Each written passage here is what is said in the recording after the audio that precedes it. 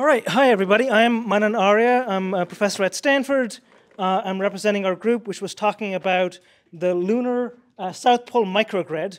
That was the brief you were given, and then we created this project based on our thoughts and ideas. And folks, if my group, if you want to interject, feel free to interject if I miss anything. We know there's water on the moon in the permanently shattered regions. We know in the next few years there's going to be scientific missions, scouts, and then eventually miners and refiners going to take this water.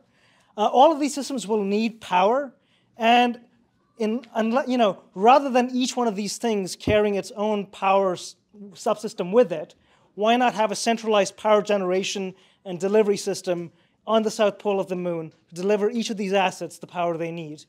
Our idea really leverages some of the things we saw with Lunar Sabre, where we plan to deploy large, tall towers in these permanently lit regions on the rim of Shackleton Crater, outfit them with photovoltaics and a laser power delivery system that can shine lasers onto the nodes, the scouts, the miners that are in Shackleton Crater.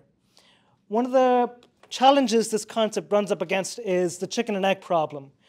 If the scouts and the miners are designed to accept power from this laser beaming system, well, they need the laser beaming system there first, and the laser beaming system has no reason to exist unless the scouts and things are there.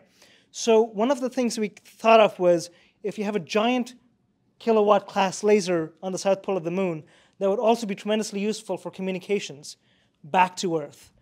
And there's already thoughts of data centers on the moon, of edge computing on the moon, and increasing comms rate back to the Earth using the system as kind of the initial use case could be potentially very useful. There is nothing technologically fundamentally new about what we're proposing. The component subsystems exist. We know of tall deployable towers, we know of photovoltaics, we know of kilowatt class power. There's been a lot of investment in these technologies already. The key thing is really integration and deployment on the lunar surface. How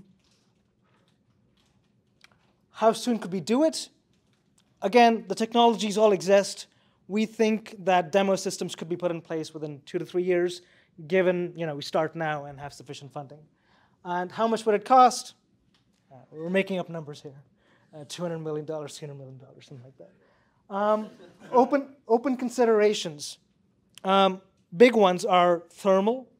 The efficiency of conversion of photovoltaic electrical DC energy to laser is very inefficient, 30, 40%. So that you have to find a way to dump the remaining 60, 70% out to deep space. You need big radiators. Thermal is a problem. Safety, doing ground testing and development with kilowatt class lasers. You have to make sure you don't burn your engineers or your facility, so that's a challenge. There's questions around whether this could be viewed as a weapon system. So dual use considerations come into play.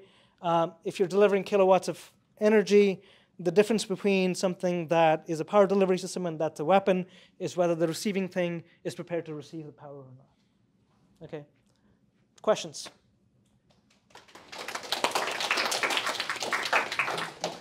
Can also be helpful suggestions. What's the name of the thing? Oh, we called it BFL for Big Fricking Laser. Any